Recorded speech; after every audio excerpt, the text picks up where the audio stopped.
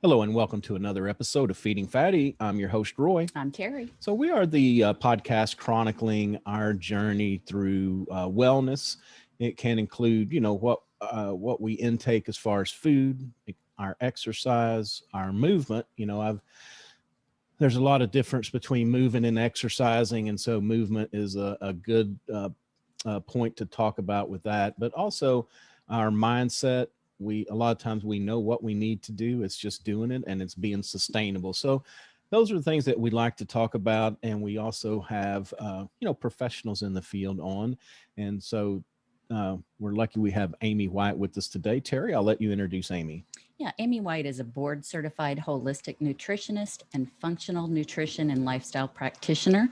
She's been working as a nutritionist, health and weight loss coach for over 12 years. Throughout this time, she's come to understand that most health and body weight frustration is often a simple body communication problem.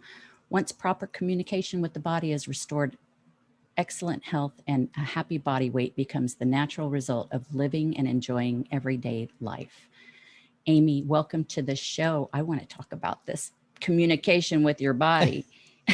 Well, yeah, me too. It's one of my favorite topics. Yeah. And how did you find yourself in this realm of nutrition and coaching and all of that? Well, so I'm currently in my mid 50s, and I entered this area in my late 30s, really early 40s. And it was, just like most people's stories, it was a family health issue, not mine, but my daughter's. And so I got into nutrition actually because of gut health. So she had some gut issues, and we were unfortunately found ourselves in that position where the conventional medical community didn't seem to be able to help. And so then it was just kind of like, I'm one of those people that, once I tug on a thread, if I can't find the answer, I just have to keep digging. Mm-hmm. And she was getting ready to go to college, and she had digestive issues her entire life. And at this point, right, she's now like 16. And I'm thinking, we should probably fix this. I'm such a good mom. Let's wait 16 years to dig into this. So we did. And we actually went and had a gastroenterologist do a whole scope and see what was going on in there. And she basically said, oh, she's fine. And I was kind of like, she is, because she's really not. We go out to dinner at a restaurant and she ends up leaving the table and going outside and sitting on the curb because she feels so bad and she's got this pressure and whatever. Wow. So the doc was like, yeah, no, she's fine. She doesn't even have reflux. Her esophagus is beautiful. And we've been told she had reflux since she was 1 month old.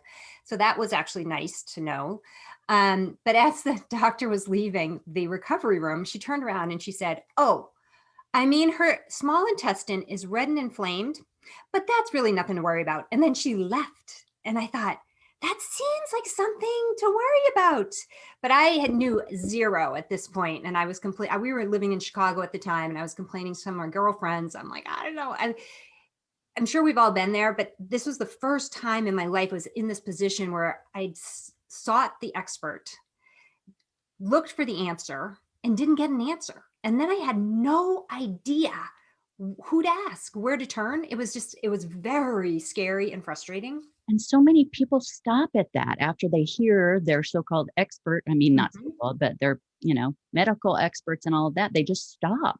Yeah. But you were a woman on a mission. I'm sorry. Well, I literally thought I was stopped. I was just like, oh, I guess, I don't know. But it was very uncomfortable with that. It just felt bad. And so I was complaining. And one of my girlfriends said, oh, you need to go see this nutritionist. And I literally was like, I don't even know what that is, but I'm in. And so that's where I got introduced to this idea of nutritionists. And I was like, hold on. And so she made one tiny dietary change. We saw her once. She said, do this, which was all she told my daughter to do, was stop eating gluten. And back then it was like, oh, the gluten thing. And so we did. So we left the office and we went to Whole Foods and bought everything that said gluten-free, which again, I don't recommend, but at the time, that's all we knew. And, but you know what, even just doing that, 2 weeks, my daughter, everything changed. It was a little freaky. And I thought, hold on a second, this is like magical. And so I started reading everything I could find about food and the body.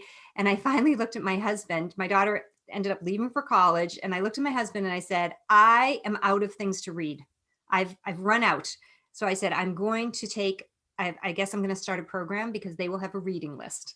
So I inevitably ended up joining or getting into a new master's program for nutrition. And I had looked at, we were in Chicago. So I had looked at the local universities and what they offered. And I was reading the syllabus and I thought, this is kind of exactly what I don't believe anymore. So it was more conventional. And I thought, there's got to be something else, because this is what I've learned from that nutritionist and what I've learned in my reading. And then I stumbled on holistic nutrition. And that's when I was like, oh, this is it. This is what I've been looking for. And so that is the program I got my master's in, and then became board certified in that. And then went on to get certified as a functional nutritionist. So using functional medicine frameworks and things like that with patients and clients. Yeah. So so that's what happened, or how it got started. Yeah, it's interesting. Anytime somebody says red and inflamed, and that's the end of the conversation, it's just kind of mind-boggling. At the very least, if it wasn't a big deal, you would think that would have been part of the larger conversation. Like, we see this, it's okay. But anyway, I guess that's the other good lesson from that is, we have to actually invest in ourselves. And even if we hear something from, somebody that's educated, we're all human, we all make mistakes. So investing that time in our own health is, as you've proven, very well worth it. And they may not know. They may not know if it's a traditional type situation. They may not know to tell you to go somewhere else to get more information. Why is it red? Why is it inflamed? And I've since learned, that she was really on the road to sort of celiac. So what was happening was those microvilli in her small intestine were just getting rubbed down and beaten down. And if we hadn't intervened, it's very likely that she could be much sicker now, or that she would be. So we were lucky to be able to get in there and kind of halt that when we did. But you just intuitively, I think you kind of know if something feels right or wrong. Like if someone says something, and just intuitively you can kind of go, that doesn't feel right. So saying red and inflamed, like you said, isn't an issue. It didn't feel right. It's just like, something's weird. Yeah, that doesn't usually come after the, oh, by the way. Right. That was, it was a very surreal experience. Well, we're glad she is back on on the path of being healthy. And that's one thing. That's why we love this show, is because I think we started it just because of the accountability, and actually to just let other people know that you're not alone, and whatever you're going through, somebody else is going through it. Maybe there's some help in community, but it's been amazing the stuff that we have learned. And I think this is another big area that we've kind of we've learned enough about just to know it matters, is that gut health, that so many things start in our guts, our brain health, a lot of the, I guess the release of chemicals and endorphins and things like that. But it's a very important part of our wellness, but traditionally you just don't hear much about it. Well, and our immune system is housed down there in our gut. Yeah. So really, overall health, it is going to have to start in the gut. And so many people don't consider gut health because they don't have gas and bloating, or constipation or diarrhea. Maybe they have anxiety or depression, excessive levels of stress, migraine headaches, but they don't associate that with their food. So it's really interesting to help people understand it's quite a wide range of things that you can feel if your gut is out of balance. Yeah. And you could kind of, if you don't mind, you can kind of educate us a little bit, because, we have got a couple of functional providers that we have talked to before. And so I guess what kind of tell us the difference in the holistic and the functional and traditional, because I feel like the functional makes an effort to get to the root of it, not like, oh man, I've got a bad headache, okay, here's an aspirin, but more of the question of what is the underlying issue causing this headache. For sure. So root cause protocols is what they call in functional medicine. So you're kind of looking at the symptom, so the thing that somebody's complaining about, and then you're like, okay, well, you can take an antacid and that will stop the immediate pain. Right. But why are you having the pain? So that's what functional medicine is doing. It's a very curious place to be. You're just very fascinated and curious with what's happening. And ideally, you want the patient or client to become as fascinated by their own body, so they start to ask those questions. So what's causing that? So that would be the functional aspect, right? We want to get to the root cause and stop the symptom from happening. Yeah. The holistic part, as with functional medicine, and this is only my interpretation, but it's whole body health. And so with holistic, everything is so synergistic. So again, it's not just food, it's sleep, it's body movement, it's detoxification, so much, everything that's going on in the body, and it's all synergistic. And so that's kind of the holistic approach, is how do we make everything kind of work together? So that, to me, the traditional or conventional approach has sort of, in my mind, shifted to more of that Band-Aids, right? So we take this pill and then we take this pill to counteract the effects of that pill. And it's just sort of masking the root problem. Yeah. So that's kind of how I think about it. And we had a guy on, we haven't aired the episode yet, but we had Dr. Robert Yoho on that talked to us the other day about the amount of revenue that doctors make off of prescriptions. And it's unbelievable, really. I guess I knew that they probably had some incentives, but I didn't realize that, some of them could be as much as it was. So, there's almost a disincentive. I'd rather keep giving you the aspirin for the headache because I'm making a little money off that. If I were to actually cure you, then, where's my income stream? And I know not all traditional doctors are that way, but definitely it's a conflict. It's scary if you let your head go there, because it is just, you can spiral and just be like, wait a second, and it's a little scary. I remember way back when I had first started in my holistic nutrition program, and I was talking to a friend of mine. One of her little kids was having some gut issues and some problems. And so we were chatting about this, that, I don't know what they were eating. And they were just eating traditional American food. So cereal and, granola bars and whatever. And I said, I think you might want to adjust what they're having, or somehow we got onto food. And she said, listen, there's no way that there's food in the grocery store that is going to be harmful and dangerous to us, because there's no way the government would allow that to happen. And I just remember just sort of like I was speechless, because I thought, oh my gosh, people actually believe that. And I thought, they don't really care about our health. That's not what's going on, at the store. When with most foods, our health isn't the focus. It's money. It's a business. And so I thought that was so eye-opening. This is a woman who's incredibly she's well educated. She's a lawyer. And I thought, wow, so that was sort of eye-opening, and it kind of helped me understand maybe where most people's perspective is. Right. That's so true. Oh my gosh. So many people do think about that in many things, but especially with the food aspect of right. it. Well, our government wouldn't allow people to poison us. Yeah. Yeah. And even like with the things that do come up with, meat or whatever, it's just that there's not enough people also to monitor every action of every manufacturer. And so sometimes even if it perceived to be okay, things can go wrong in the process to make it really not bad. And fortunately, until people start coming in to a doctor and report it, we just don't know about that. Right. So I'm a big advocate for people really taking the time to notice how they feel.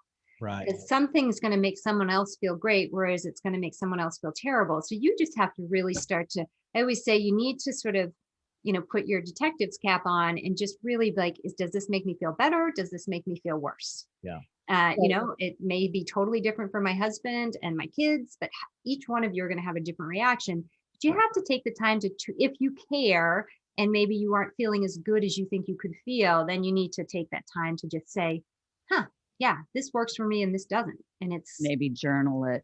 Yeah. And I definitely have had clients who have said, it never occurred to me to think about how the food I ate made me feel. Yeah. And then once they did, they were shocked to realize, oh, I have choices here. I actually don't have to eat these things if they make me feel terrible. Yeah. And that's when sort of things start to change. Well, I guess that's part of the communication that we were talking. I think Terry was asking about that in your intro. The communication, the simple body communication is a problem. Mm-hmm. Yeah. So, What is that? so remember, food is just information, and it's how we communicate with the body. So when we want something from our body, we want to have excellent health, great energy, we want to sleep well, we want to fit into our ideal size of clothing, whatever it is. We need to use food to tell the body specifically what it is that we really need from it. And so I think of the body as this kind of obedient 3-year-old that takes everything very literally. So you have to be very careful about what you're saying, because it's going to do what you tell it to do. And so when I was back in my late 30s and I was putting on weight and I was uncomfortable and I was achy and I was always in a bad mood, and just, it was bad. It was horrible. I thought I was telling my body, I really want to sleep well. I want great energy. I really want to, drop some weight and feel good again. But really, by what I was eating, I was telling my body, we are going to sit very quietly. We're not going to have any energy. So we're going to definitely want to not move. And then we're going to want to pack on a lot of extra fat and hold on to that. So that was what I was telling my body. Based on what I was eating, which was a lot of processed manufactured carbohydrates, because I was trying to not eat too much meat and I was trying to avoid fats. And, so I was, eating things that said fat free and low calorie, but they weren't telling my body the right message, because they were so processed and manufactured and everything came in a little, single serve baggie or this, that, or in this little, throw it in the microwave dinner, perfect size. It really matters what you choose to eat. And so this is getting a little confusing, but there's another term that I learned along the way, and it was called metabolic debt. And I love this. So again, I was approaching 40. I had pretty much spent the 20 years prior eating, doing whatever I wanted. And for the most part, my body compensated and I was okay. But then all of a sudden in my mid 30s, my body sort of stopped holding it together for me, which is my metabolic debt from all of the previous years had kind of caught up with me. And my body was like, I can't mask this anymore. I can't do it. This is really what's going on. And so I was metabolically very out of balance. My blood sugars were really high. I was a complete sugar addict. I'm sure my insulin was high. I didn't know at that time that you could even test insulin. I didn't know what it was. But based on what was going on with my body, those were the signs. That's where I was headed. Wasn't sleeping well, no energy. Oh man, I was such a cranky monster too. I wasn't fun to be around. So anyway, once we went through this whole thing with my daughter and I learned about food as magic, I also learned, oh, hold on a second. I need to eat in a different way to tell my body a different story. And so once I started shifting what I was eating and I got off the processed carbohydrates and I cut way down on the sugars and I use, carbohydrate as an umbrella term for sugars. So less grains, less, all of that stuff. Then my body started responding completely differently. And that's when all of a sudden my body composition started to change again. And I started getting, heading.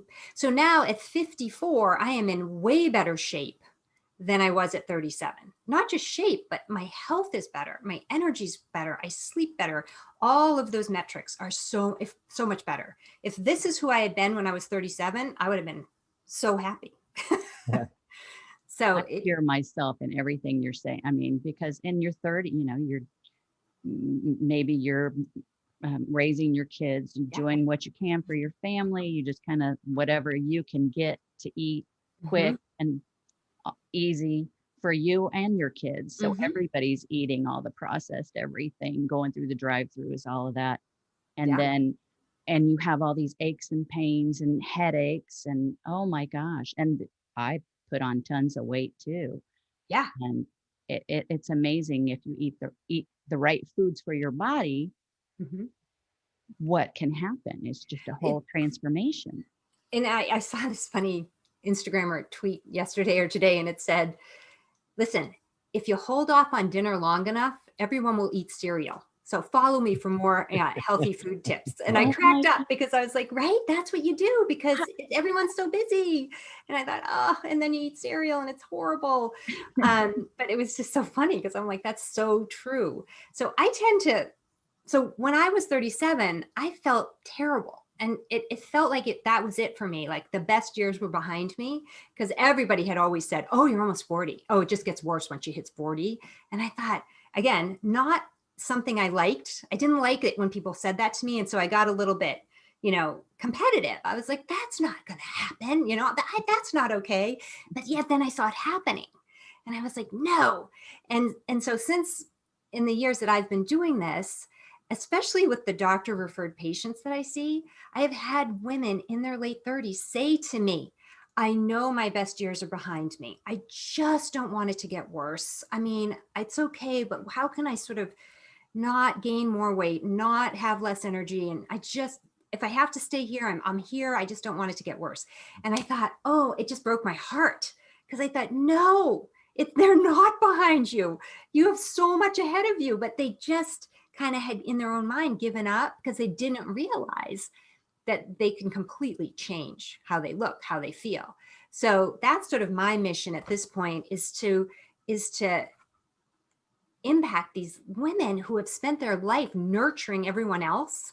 But now they're at this point where their kids are grown up, they're moving out, they have more free time.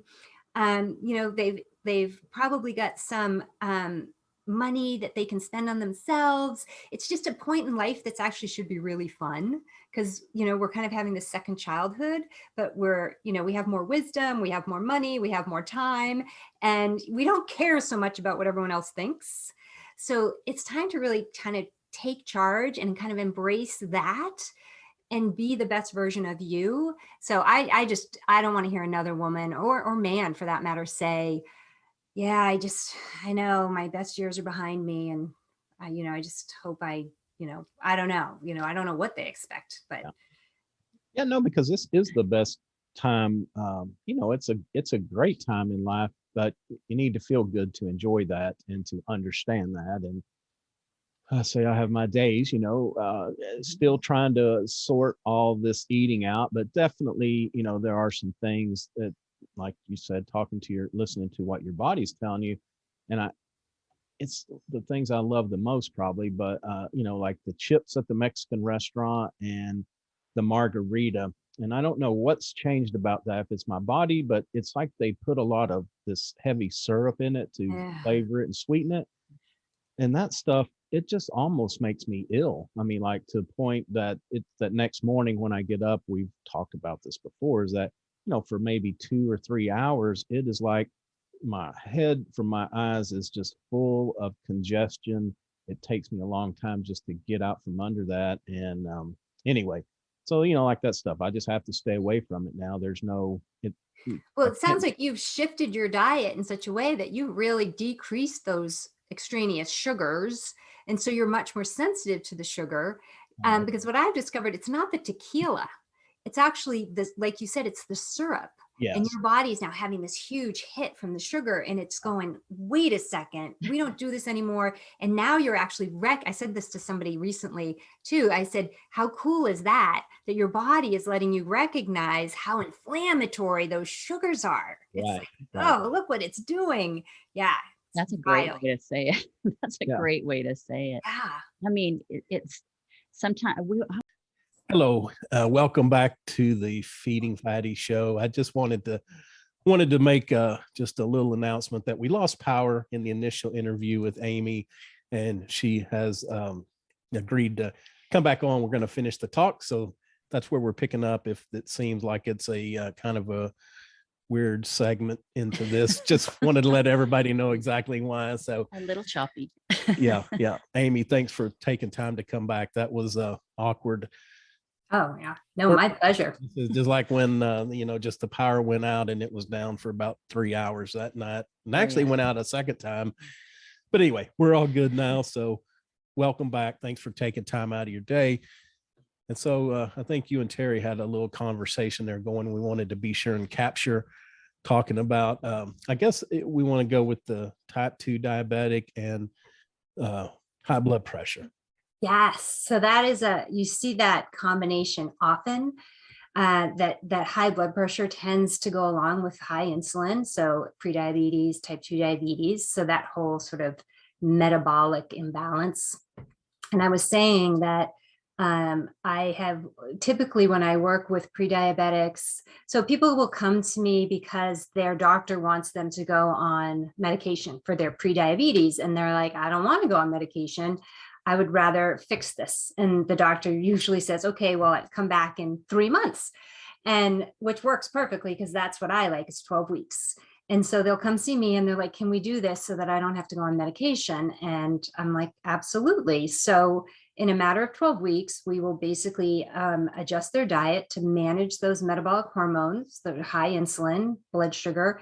And typically in 12 weeks, we see their labs completely shift to healthy non-diabetic labs. So they no longer are showing us pre-diabetics. So the doctor is like, well, there's no conversation to have because you're not pre-diabetic. Now, I've had the opportunity to work with, there's a doctor that refers patients to me. And so I have had the opportunity to work with a diagnosed type 2 diabetic. And he was on 3 blood pressure medicines. And he wanted to manage this. And so he started working with me. And again, we did a 12-week window. And as a diagnosed type 2 diabetic, I mean, his labs were really bad, let's say. Right. It's hard to quantify without my numbers in front of me, but not good. But in 12 weeks, he shifted all of his lab markers to non-diabetic lab markers. Better, I mean, not even pre-diabetic. He was, again, in all healthy, optimal ranges.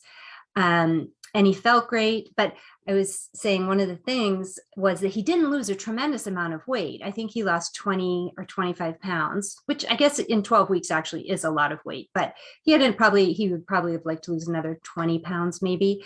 But ultimately, he came off he was on 3 blood pressure medicines, and he came off all of that.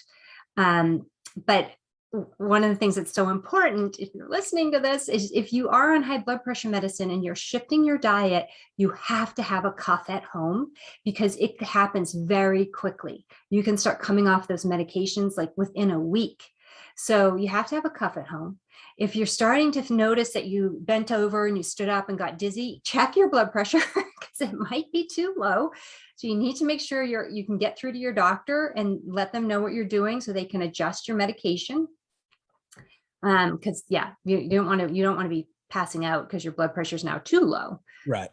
So what were some of the fundamental shifts that y'all made? Yes. Well, for this particular person, because I knew they were type 2 diabetic, we went in and really attacked the sugars in the diet. So where are the sugars coming from? What is it that's keeping his insulin high? Why is his blood sugar so high? So we did have to go in and get real serious about cutting out sugars and really at that point, anything that converts quickly to sugar. So, starchy vegetables are not bad foods. Fruits, not bad foods. These are all good foods, but if you are already suffering with high insulin and high blood sugar, these foods are not helping. They're just going to keep your blood sugar high. Once you're healthy and your blood sugar is at a normal level, you can start to reintroduce these foods and see how well you tolerate certain things, or how much of something you can have before it sort of impacts you negatively. Often, depending on how long you've been sick, how long you've been type 2 diabetic, can reflect how much you're going to be able to reintroduce. Okay. So if it's been a long time, you often are going to be very carb sensitive, and you may not be able to reintroduce as much as maybe you would like to. And I know we kind of caught you off guard with this topic, so you may not have this right top of mind, but was this person a don't know how to describe it, more like a junk food or candy bar, ice cream eater, or did they have a pretty good diet? It was just the underlying things that we don't think about, like the fruits and the starchy vegetables, that was causing the problem. A lot of alcohol. Oh, okay. So a lot of fruit. So this person has tons of fruit trees in their yard. And so they would, do a lot of canning and making fun drinks and with the fruit and baking. This person it was also a man. So he also was traveling. So he spent more time out away from home than he was at home. So that's a kind of a high stress environment. So he was always traveling. So there was a lot of conferences where he was just eating of what was available, going out with clients. So a lot, not necessarily junk food, but maybe more restaurant foods, unhealthy fats, things that you can't control when you're in that kind of an environment. Right. But I think a lot of it was there was a lot of alcohol, a lot of fruit, but yeah, there was treats and stuff in there. I know it was funny because one of the shifts that this particular person made was over to a lot of cheese.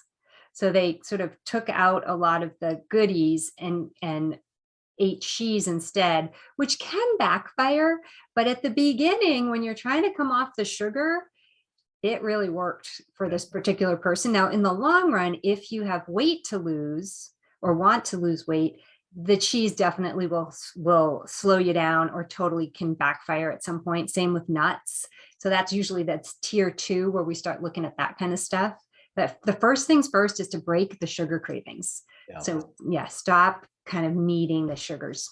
Well, and that's one thing that we kind of figured we were way overdoing is cheese. I mean, yeah, it was like there was nothing that dairy in general. It was just like there was nothing that cheese wouldn't cure, Mm-hmm. vegetable or whatever. But also for the high blood pressure side, I think a lot of cheeses tend to be high salt. Is that correct?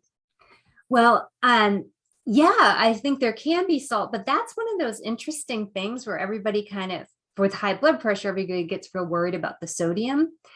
But you know what? We need salt. So there's been I've been reading a lot about salt and how important it is in the body and how it's actually a misnomer to think that with high blood pressure, you need to eat less salt. Because there's this, I'm not the salt expert, but I definitely push salt on my clients. One of the things, if we're stopping the processed foods, then all of a sudden you aren't eating as much sodium as you think you are. And when your insulin starts to come down, I like to I describe it to my clients. I'm like, when our insulin is high, our kidneys are kind of like clenched. They're just like, kind of angry. And then as our insulin comes down, we tend to flush. All of a sudden our kidneys relax and they start functioning the way they're supposed to function. And we flush all this fluid. So one of the things you notice when your insulin starts coming down is you have to pee a lot. That's a good sign, but we're flushing all these minerals. And so I'm sure you've heard of the low carb or the keto flu. And this is usually, and now they're starting to recognize this is attributed to this mineral imbalance or this electrolyte imbalance. So we're releasing all this sodium. You only have to have one of the electrolytes out of balance, one of the electrolytes to be low, and that throws them all out of balance. So the one that we tend to pee out is sodium. So you actually need to make sure you're getting enough salt. So I definitely recommend, as people are coming off the sugar, lots of pickles, olives, and definitely if you have an electrolyte mix that you like, start including that or just adding salt to your water. And you can tell when you need salt because you crave it. And it, often people are like, oh, I don't need salt. I don't use salt. I don't salt my food, but they are addicted to potato chips. It's like, yeah. And yeah. So your body wants your salt in this very narrow place, this balance. And so if you are craving salt, you need salt. And once you have enough, things will start to taste too salty. Yeah. So if you are drinking an electrolyte drink and you love it, and then one day you're just like, this tastes like seawater, you're fine. You don't need any more salt. And it's funny you say Okay. that, because Pringles, that's not my chip of choice, but whenever I start craving Pringles, it's just almost like you could just lick the salt, Yes. Yeah. lick the Yes. salt off of them. Absolutely. Try to get the light salt Yeah. ones. Right. I Which guess is not as good. I know. so. It's in the beginning of this, for some of us that have troubles, it would just be probably more like in line with the keto, just more protein, but the veggies, you have to be very selective. And, Yeah. that's one place where we kind of stumble a little bit, because, not all vegetables are created equal. And so I guess, what are the recommendations, or how do we know which are the ones that will convert to salt, convert to the sugar? More rapidly. Yeah. So I love that you said, so with this, so if you're in this type 2 or pre-diabetic place, you're sort of leaning more that keto. So I do think of, and I may have said this earlier in the previous conversation, but I do think of sort of dietary principles on this spectrum. And this helps me, because when I meet with a client and we look at where they are, where their health is, and what their health goals are, health, body, it can help me just, determine probably where they should start on that spectrum. So if somebody's coming to me and they're pre-diabetic or type 2 diabetic, I am definitely going to start them over here with the keto low carb, because we just have to manage the sugar out of the gate. So yes, so typically my recommendation is non-starchy vegetables, right? Easy to say. You sit there and go, great, what does that mean? So think of crunchy vegetables, think of things you would put in a salad, things that grow above ground, except corn. Corn's a starch. So all those sort of above ground vegetables, all your leafy greens, your peppers, cucumbers, green beans, tomatoes. I include onions, even though they grow below ground, because they're usually a condiment. So carrots grow, and beets grow underground. But again, if you're using them as a condiment, you can do that. But if you want to just keep things simple, just above ground vegetables. Okay. Yeah. And you can't go wrong. You can eat, you don't have to worry about measuring or weighing leafy greens. Just eat as much as you can possibly tolerate. So above ground is good. That's where you want to go. Yeah. Okay. Yeah. Unrooted. Yeah. So not the rooted vegetables. Okay. The other place you can get, it can be a little squishy, is with squash. So squash is above ground, but I think we all know there are certain squashes that when you roast them, they taste like candy. So the more they taste like candy, the more sugar is in there. So these are just, if you're trying to be real careful and keep your carbs really low, then my recommendation is to avoid the squash at first. Maybe that's a tier 2. That's one of the first things you bring back before the root vegetables. But it's so interesting because to me, so I've shifted a lot. So I've always been low carb, and I've always been very pro keto, and I still am for the right people. But I really come to this place now where once somebody's healthy, so their health is coming back into line. Now they have body goals. So maybe they want more energy. They want to lose some weight, something. Maybe you're getting older and you're like, okay, I want to get better as I get older. So I want to age well. I need more strength. I need more lean muscle. Then I start to look at this idea of total satiety, the least amount of energy.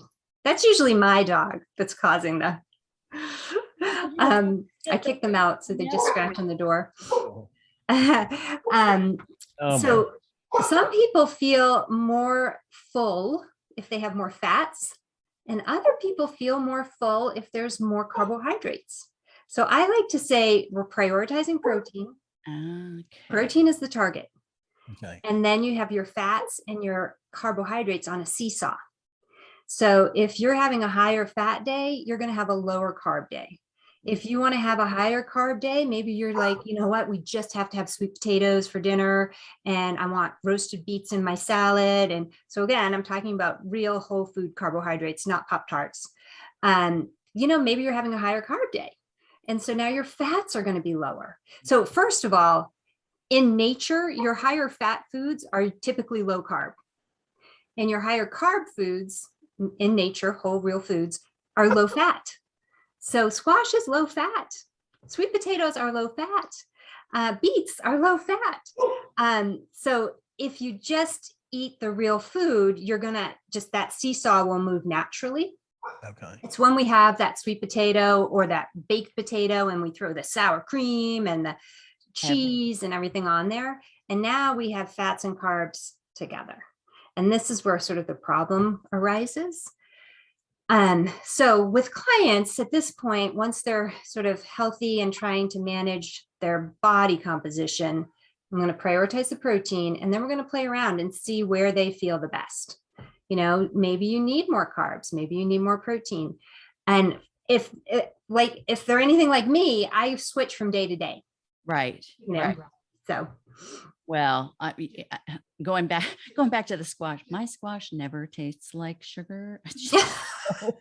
But, I mean, I can do them any which way. Roy will eat them. He'll eat anything I cook, which is awesome. But squash is not one of his favorite things. Now, I did do some spaghetti squash the other day, and did kind of like a roasted chicken casserole, Yeah, but yeah. like non-dairy cream cheese with it. Yeah. And some diced tomatoes and green chilies, and it was really good. It tastes really good. Yes. That's what we do. I do meatballs with spaghetti squash. That's our meatball dinner. Yeah, I mean, I love the spaghetti squash, and Roy, he likes it too. Yeah. So the other part of the question, sorry, I had to go get an unruly pup there. How much protein is a target? Because I know there's always controversy about if you start eating too much, it could be converted back to sugar as well, or glucose. So this is that whole idea that protein will turn into the chocolate cake and that gluconeogenesis. I am a believer that gluconeogenesis is demand driven, not supply driven. So I am a high protein. I push high protein. I obviously am not a researcher. I follow and read protein researchers, and I am, kind of learning and moving through that on my own and then with my clients. And one of the things that I have discovered over the years is that it appears as we age, we need a lot more protein than we did when we were younger. So somebody at 55 needs more protein than somebody who's 25. Doesn't mean the person that's 25 can't eat gobs of protein. They can and they should. But at 55, I don't have the hormones that 25-year-old has to create this muscle protein synthesis. So without a certain bolus of protein, I'm not managing my lean muscle mass well, which is exactly what I do want to do as I'm aging. I need to maintain, if not grow, that lean muscle because it's our organ of longevity. So for somebody my age, so 55, let's say, the older you get, then the more protein. But the recommendation that I've seen for me is about 150 grams or even more per day. So what I sort of shoot for with my clients is a minimum of 90 grams of protein a day. That's like the bare minimum. And I say 90 grams for a reason. I like 2 to 3 meals a day without snacking, ideally. And if you're going to eat, then you want that bolus of protein to be about 30 grams. So if you eat 3 meals a day, that's going to give you 90 grams of protein, bare minimum. But ideally, you want more than that so that you can kind of, get that protein up. It's not that hard. Once you wrap your head around it, it's not that hard to eat 45 to 60 grams in a meal. So you can really get that protein up. It's not that hard. Okay. Yeah. Cause I've seen anywhere from, like as low as 75, that, 150 to some even up to 180. So I've seen higher than that. Yeah. Even. Yeah. Cause anyway, just a lot of stuff out there. So that's good to know. One rule of thumb that I read and I really liked was, your ideal body weight in grams of protein. So if you're somebody who wants to weigh 130 pounds, then shoot for a minimum of 130 pounds of grams of protein. So that kind of makes it a little easier, because a lot of times you see those equations that it's like this many grams of protein per kilogram of lean body weight, and everyone's doing math and it's very confusing. So think about your ideal body weight and that amount, that's your minimum for your protein in grams. Oh, well, that makes it easy too, because that puts me right on where I need to, or where I want to, because that's one thing. I'm not anti-keto. You hear that staying on it long term can have consequences as well. But I think for somebody like me that's been struggling and trying to put veggies in, and even looking at doing more plant-based, I think now I'm back to the thinking that we just need to drop back to this, try to ramp up the proteins, take all the take everything out, and then start adding back if I could ever get to where I really need and want to be on my glucose readings, then just start adding back and see what really affects those when we start talking different vegetables. Yes. It's one of the other things or advantages to prioritizing your protein is you're going to end up crowding out a lot of those other foods simply because you won't be as hungry. The protein will fill you up. So you do end up crowding out a lot of the other food. So you're leaning sort of more thinking more plant-based. And it's so funny because I will actually go carnivore, especially with clients who have gut issues. We'll go carnivore, just like clear everything out and let's just heal the gut. Then you can start reintroducing and see what works. But that going carnivore will often calm all that inflammation down. It's so interesting. Oh, no, that one. Yeah. Yeah. That's what, no, that's good. Because, we've been struggling with the vegetables just because it's hard to know what, you can look at, I don't know, there's some way we could look at them and see what we thought they might do, but there's some should have been good, healthy for me that tended not to be. So, right. It's very different for every single person. What works for Terry may not work for you, and vice versa. It's just, you have to know what makes you feel good.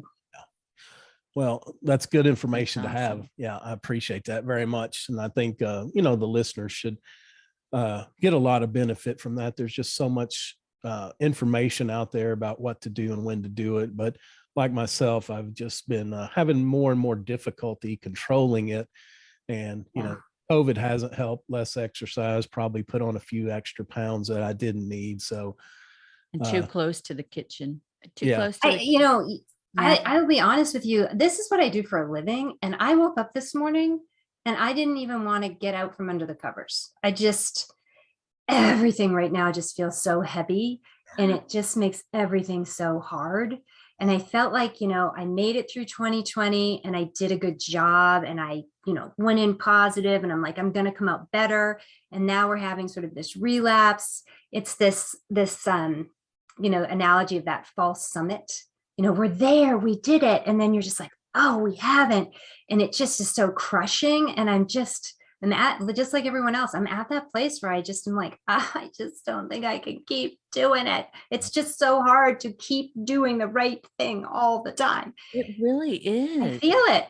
It's brutal. And when you fall off, you have a couple of days where you're like, I'm just not gonna, I did great. I'm going to celebrate today. I did great the last couple of days eating. I'm going to celebrate today. And then it's like, one more day. Oh, it's the weekend. I'll start Monday. Well, we're having a hard time getting back into that starting. Right. So that is key, right? It's that, okay, I fell off, or I didn't make the best choices, and that's fine. The problem is you don't want to get stuck there. You need to step back up, get back over, start moving again. Falling off, and it's okay, but just don't get stuck there. Yeah. And that's the trap. Yeah. And whatever, everybody's going to have different ways of mentally kind of challenging themselves to move beyond that. And you're so lucky you have each other, and you can, motivate and try to encourage. It's important. It's right now, especially. Yeah, I think that the mental Mhm. part of it is because, we like to keep up on what's going on in the world, but it's unfortunate. It's just not good news especially with this COVID. It's Mm. now what we're seeing here is a lot of I just saw a friend of mine that I went to high school with posted something about his granddaughter's whole sixth grade class has been quarantined out of an elementary school. So that's Yeah.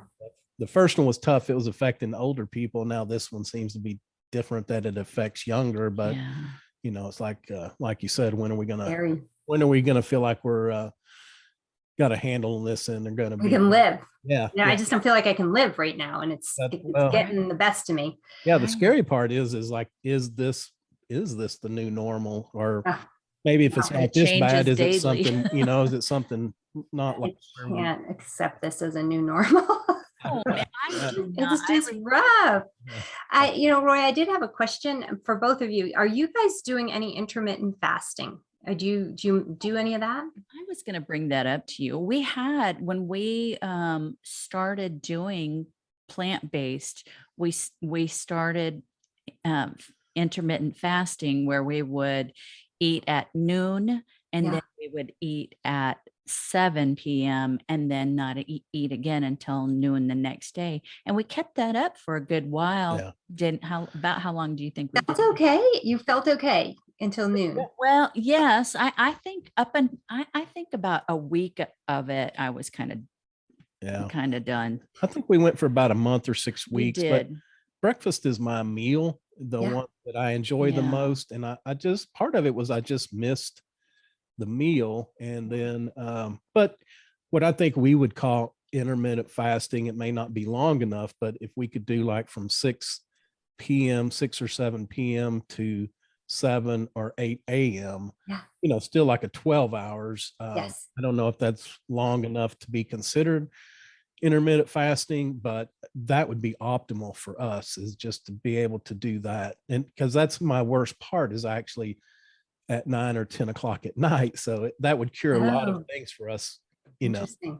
Well, so I always look at 12 and a 12-hour fast as that's like, everybody needs to get to a 12-hour fast. So you have to have that equal 1-to-1 ratio of feasting to fasting. And so 12 hours overnight is going to give you that. And I have a lot of clients who can't start there. They can do 9, 10 hours. So we work our way to 12 hours. And then once you get to 12 hours and that starts feeling really good, then maybe we do 12 and a half hours. And ultimately try to move it to 14 hours. And then if you really want to go for it, you can go to 16 hours. So more of an eating window than necessarily this idea of intermittent fasting. So for somebody like you who likes breakfast, well, maybe that's when you have your eating window. You have an earlier eating window in the day, and then you just end it earlier. So instead of having dinner, maybe you eat your last meal at 5 p.m. or 4 p.m. or something like that, and you do your window that way. I'm not going to do the math super fast in my head, but whatever would work out for maybe say an 8-hour eating window from when you start and then stop. Okay. Yeah. So that's another way to kind of play with it. Or if you wanted to do a 10-hour eating window, and then you're looking at a 14-hour fast. So you figure out, oh, I do like to eat earlier in the day, so I'm going to have my eating window earlier. A lot of people are like, well, I'm going to eat at noon and then I'm going to stretch it till, whatever dinner time. And a lot of people do it that way, but I come across a lot of people who are just like, I feel better if I eat earlier. So I want to have that morning or that early meal.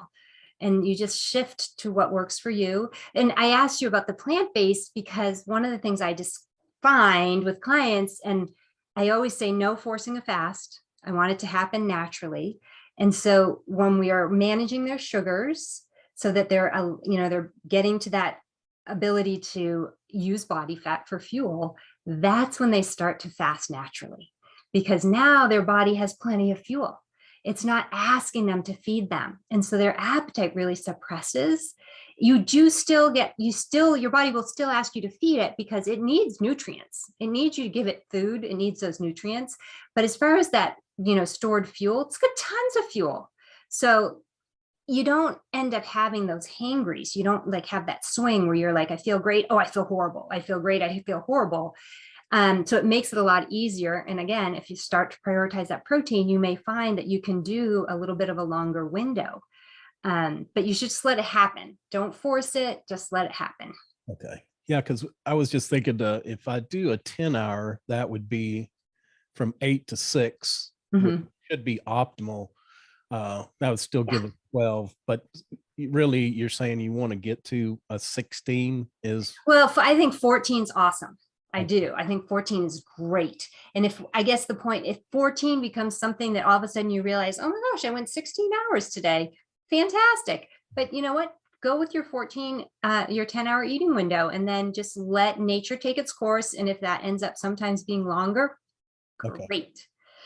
Oh, yeah. Okay. Well, we may try that because that's something we didn't, we just talked about. We've talked about shifting it, but really that's what we would normally want to do anyway is, have that last meal around 6. Yeah. And not eat again till breakfast, because that cuts all my evening snacks out. And not too early. So, and then you're also creating your own personal food policy, which is I do not eat after 6 p.m. So instead of just being like, oh, maybe you should have something in front of the TV, you're like, oh no, I don't eat after 6 p.m. It's that simple. It's one of those funny things when you create a food policy for yourself, you think, I do this, not this. It's cut and dry. It's black and white, and boom. I recently had a new food policy that I put in place, which was I do not eat in front of the television. And it's so funny. I put up a video on what not to do because I put my food policy in place. I don't eat in front of the television. This is going amazingly well for like a week. And then I started to get very antsy about it. And I started to feel not good about it. And I'm like, oh, I just can't do this. Like, it's too hard. And I'm like, what is happening? And I realized in my brain, my simple, I do not eat in front of the television had morphed into no electronics while I'm eating, no distractions. I have to focus on my food.